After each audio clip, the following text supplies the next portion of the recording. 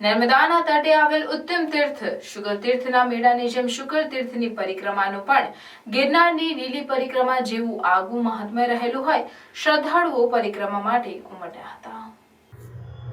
શુકરતીર્થ ખાતે કારતક સુદ 11 થી પૂર્ણિમા સુધી ધાર્મિક ભાતીગળ મેળો ભરાય છે। ધાર્મિક મહાત્મ્ય ધરાવતા શુકરતીર્થ ખાતે શ્રદ્ધાળુઓ ઉમટી રહ્યા છે। આ પવિત્ર ભૂમિ માટે ગરુડ પુરાણ, વિષ્ણુ પુરાણ, નર્મદા પુરાણ અને સ્કંદ પુરાણ જેવા અનેક પુરાણોમાં ખૂબ મહત્વ દર્શાવવામાં આવ્યું છે। આ ભૂમિમાં દેવોએ સ્વયં પધારી ભૂમિને પાવનકારી કરી છે। આ પૂર્વે પવિત્ર ભૂમિમાં 1111 મંદિરો હતા, પરંતુ મુગલોના આક્રમણ વખતે તેને નષ્ટ કરવાનો પ્રયત્ન ચોક્કસ થયો છે, છતાં આ ભૂમિની પવિત્રતાને કોઈ નષ્ટ કરી શક્યું નહીં। આ 1111 મંદિરોમાંથી આજે શુક્લેશ્વર મહાદેવ, ઓમકારેશ્વર મહાદેવ, આદિત્યેશ્વર મહાદેવ, અંબાજી મંદિર, મહાલક્ષ્મી મંદિર, રામજી મંદિર, ગંગાનાથ મહાદેવ આજે પણ છે। ખાસ કરીને કાર્તિકી મહિનાના દેવ પ્રબોધિની એકાદશીથી લઈ પૂર્ણિમા સુધી શુકરતીર્થની પ્રદક્ષિણાનો મહિમા રહેલો છે।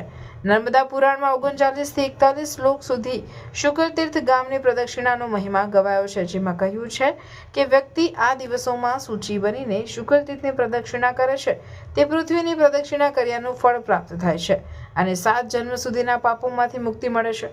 કહેવાય છે કે કાર્તિકી સુદ 14ના મધ્યરાત્રિના સમયે સ્વયં ભગવાન શિવ અને પાર્વતી પક્ષીના સ્વરૂપે આવે છે અને નર્મદામાં સ્નાન કરી આ પવિત્ર શુકરતીર્થની પ્રદક્ષિણા કરે છે અને આ દ્રશ્યને ઇન્દ્રાદિ દેવો, યક્ષો, ગાંધર્વો, સિદ્ધો, વિદ્યાકરો, નાગેશ્વરો પ્રદક્ષિણા કરતા શિવ અને પાર્વતીના દર્શન કરે છે।